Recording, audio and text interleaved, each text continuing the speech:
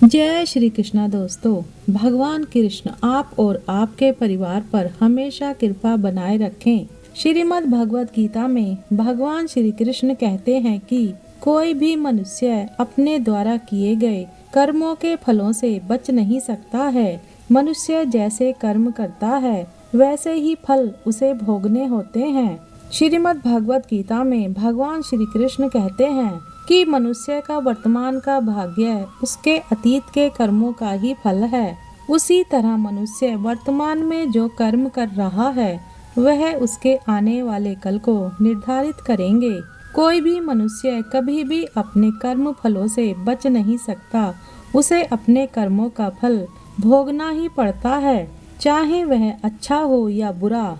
दोस्तों, जो मनुष्य जैसा भी कर्म करता है उसी के आधार पर उसको अपना परिवार व रिश्तेदार मिलते हैं। उनके साथ उनका पूर्व जन्म से कोई ना कोई रिश्ता होता है। अगर आपके पूर्व जन्म के कर्म अच्छे हैं तो आपका सभी के साथ रिश्ता भी अच्छा होगा। पूर्व जन्म के कर्मों से ही हमें इस जन्म में माता पिता, भाई बहन, पति पत्नी, प्रेमिका, मित्र, शत्रु और सगे संबंधी मिलते हैं। सगे संबंधी इत्यादि संसार के जितने भी रिश्ते नाते हैं वे सब मिलते हैं, क्योंकि इन सब को हमें या तो कुछ देना होता है या इनसे कुछ लेना होता है। वैसे ही संतान के रूप में हमारा कोई पूर्व जन्म का संबंधी ही आकर जन्म लेता है। जैसा कि शास्त्रों में बताया गया है, पूर्व जन्म का कोई ऐसा जीव उसका किसी प्रकार से भी धन नष्ट किया हो तो वह आपके घर में संतान बनकर जन्म लेगा और आपका धन बीमारी या व्यर्थ के कार्यों में तब तक नष्ट करेगा जब तक कि उसका हिसाब पूरा न हो जाए। पूर्व जन्म का कोई दुश्मन आपसे बदला लेने के लिए आपके घर में संतान बनकर आएगा और बड़ा होने पर माता पिता से मारपीट, लड़ाई या उन्हें सारी जिंदगी किसी भी प्रकार से सताता ही रहेगा। हमेशा कड़वा बोलकर उनको बेइज्जत करेगा। वह उन्हें दुखी रखकर खुश होगा। इस प्रकार की संतान ना तो माता पिता की सेवा करती है, ना ही कोई सुख देती है और उनको उनके हाल पर मरने के लिए छोड़ देती है। विवाह होने पर वह माता पिता से अलग हो जाती है। पूर्व जन्म में यदि आपने किसी की खूब सेवा की हो तो वह आपकी की हुई सेवा का भार उतारने के लिए, आपकी सेवा करने के लिए पुत्र बनकर आता है। जो बोया है वही काटोगे। यदि आपने माँ बाप की सेवा की है तो ही आपकी औलाद बुढ़ापे में आपकी सेवा करेगी, वरना कोई पानी पिलाने वाला भी पास ना होगा। इसलिए बुरे कर्मों का त्याग ही सर्वोत्तम है। एक गरीब आदमी मछली पकड़ रहा था। मछली पकड़ते पकड़ते उसने एक ताजी ताजी मछली पकड़ी। पास में ही एक सेठ भी मछली पकड़ रहा था, लेकिन मछली पकड़ने का अनुभव न होने के कारण काफी देर से उसके हाथ एक भी मछली नहीं लगी। सेठ ने जब देखा कि उस गरीब आदमी ने ताजी ताजी मछली पकड़ी है तो उसके मन में मछली को देखकर लालच आ गया और उसने गरीब आदमी के हाथ से मछली छीन ली। गरीब आदमी ने सेठ से कहा, यह मछली मैंने पकड़ी है, आप इसे क्यों छीन रहे हैं? सेठ ने अपनी ताकत दिखाते हुए उस गरीब आदमी से कहा, चल जा, दूसरी पकड़ लेना, यह मछली तो अब मेरी है। ऐसा कहकर सेठ वहाँ से चलने लगा। अभी मछली जिंदी थी और तड़प रही थी। मछली ने सेठ के अंगूठे में काट लिया, जिससे वह सेठ के हाथ से चिटक गई और फिर से पानी में जा गिरी। सेठ के अंगूठे में गहरा घाव हो गया और तेजी से खून बहने लगा। सेठ दौड़ा दौड़ा डॉक्टर के पास गया। डॉक्टर ने अंगूठे पर पट्टी बांध दी और 3 दिन के बाद सेठ दोबारा डॉक्टर के पास पहुंचा और अपना घाव दिखाया। घाव ठीक होने की बजाय और गहरा हो गया।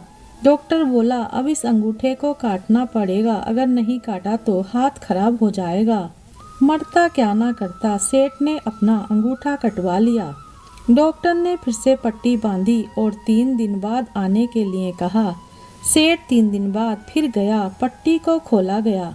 घाव सड़ने लगा था, जिसे देखकर डॉक्टर ने बोला, आपका घाव सड़ रहा है, हाथ कलाई तक काटना पड़ेगा। नहीं तो पूरा हाथ जाएगा। सेठ बोला, काट दो, और कोई रास्ता नहीं है। सेठ की कलाई काटकर पट्टी बांध दी गई और उसे 4 दिन बाद फिर से आने के लिए कहा गया। सेठ 4 दिन बाद फिर डॉक्टर के पास पहुंचा। डॉक्टर ने पट्टी खोलकर देखा तो घाव वैसे का वैसा था। डॉक्टर ने कहा, हाथ कोहनी तक काटना पड़ेगा, नहीं तो पूरा बाजू जाएगा। सेठ ने वो भी कटवा लिया। सेठ को पट्टी बांध दी गई और 4 दिन बाद फिर से आने को कहा। 4 दिन बाद डॉक्टर ने घाव को देखकर कहा, अब तो बाजू काटना पड़ेगा, नहीं तो पूरा शरीर सड़ जाएगा। अब सेठ का पूरा बाजू कट चुका था। तभी सेठ के एक मित्र ने उससे पूछा कि तुझसे कहीं कोई गलती तो नहीं हुई है? आखिर यह क्या हो रहा है? तू जाने अनजाने कोई गलती तो नहीं कर बैठा जिसके कारण तेरे साथ यह सब हो रहा है? सेठ बोला, हाँ, एक गलती तो हुई है। मैंने किसी की मछली पर हाथ मारा था। मेहनत उसकी थी मगर खाना मैं चाहता था। मित्र ने जैसे ही सुना उसने सेठ से कहा, जरूर यह उस मछली वाले आदमी की वजह से हुआ है। तू जल्दी से जा और उसे ढूंढ, उसके सामने नाक रगड़ और माफी मांग। सेठ ने उस गरीब आदमी को ढूंढ लिया और उसके पैरों में जाकर गिर गया और उससे कहा, तूने क्या किया? क्या तुझे कोई तंत्र मंत्र की विद्या आती है? तूने मेरे साथ क्या किया है? तूने मुझे कोई श्राप दिया है, कोई बद्दुआ दी है? इतना सुनकर गरीब आदमी हाथ जोड़कर बोला, मैंने तो कुछ नहीं किया, बस ऊपर वाले को देखा और कहा, हे भगवान, इसने मुझे अपनी ताकत दिखाई है, तू इसे अपनी ताकत दिखा दे। मित्रों, हमेशा याद रखिए, बुरे कर्मों का फल भी बुरा ही होता है। कर्मों का फल हमें वैसे ही ढूंढ लेता है जैसे बछड़ा खो जाने पर सैकड़ों में अपनी माँ को ढूंढ लेता है। कर्म फल से कोई नहीं बच सकता। गरुड़ पुराण में भी इसका उल्लेख मिलता है कि किसी भी मनुष्य द्वारा किए गए बुरे कर्मों का परिणाम के जन्म से लेकर मृत्यु और उसके बाद तक दुखों का कारण बनता है। बुरे कर्म करने वाला आदमी अपनी हर अवस्था में दुख ही भोगता है। श्री कृष्ण कहते हैं, जो मनुष्य जीवित रहते हुए गलत कार्य करते हैं या फिर दुष्ट होते हैं वे नरक जाते हैं, और जो लोग अच्छे कर्म करते हैं वे स्वर्ग जाते हैं। स्वर्ग जिसे देवताओं का स्थान माना जाता है। जो बुरे कर्म करते हैं उन्हें नरक में दंडित किया जाता है, जबकि अच्छे कर्म करने वाले मनुष्य को स्वर्ग में सभी तरह की सुख सुविधाएं उपलब्ध कराई जाती हैं। एक बार दानवीर कर्ण ने भगवान श्री कृष्ण से अपनी व्यथा सुनाई और कहा, हे कृष्ण, जब मैं पैदा हुआ तब मेरी माँ ने मुझे त्याग दिया।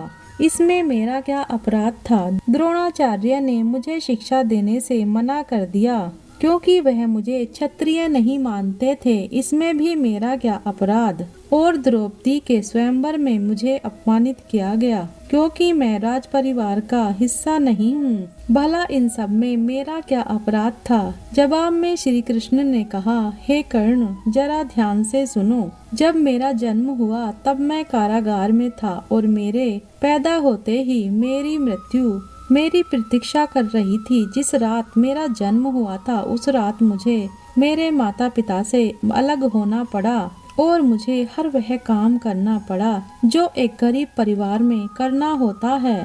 गायों का गोबर मैं अपने हाथ से उठाता था। जब मैं चल नहीं सकता था तब मुझ पर प्राणघातक हमले हुए। मुझे मारने की बार बार कोशिशें की गई। मेरे पास बचपन में ना तो शिक्षा थी, ना ही महल था, ना कोई गुरुकुल था, ना ही कोई विशाल सेना थी। लेकिन तब भी मेरे मामा मुझे उनका सबसे बड़ा शत्रु मानते थे। मेरा भी जीवन कई चुनौतियों से गुजरा है। यह बात इतनी महत्वपूर्ण नहीं है कि जीवन में कितनी बार अपमानित होना पड़ रहा है, पर यह महत्वपूर्ण है कि आप उस अपमान का जवाब कैसे दे रहे हैं। आपके पास ज्ञान है जिसका आप उपयोग कर रहे हैं या नहीं, और इन चुनौतियों का सामना करके कैसे आप आगे जाते हैं, यह बात सबसे अधिक महत्वपूर्ण है। महाभारत में जिस तरह से कर्ण की जिंदगी में उतार चढ़ाव आए, उससे यही सीख मिलती है कि इस क्रूर दुनिया में अपना अस्तित्व बनाए रखना कितना मुश्किल होता है। इसलिए समय के हिसाब से बदलना जरूरी होता है, लेकिन यह बदलाव ही उचित है जिसमें सभी का हित हो।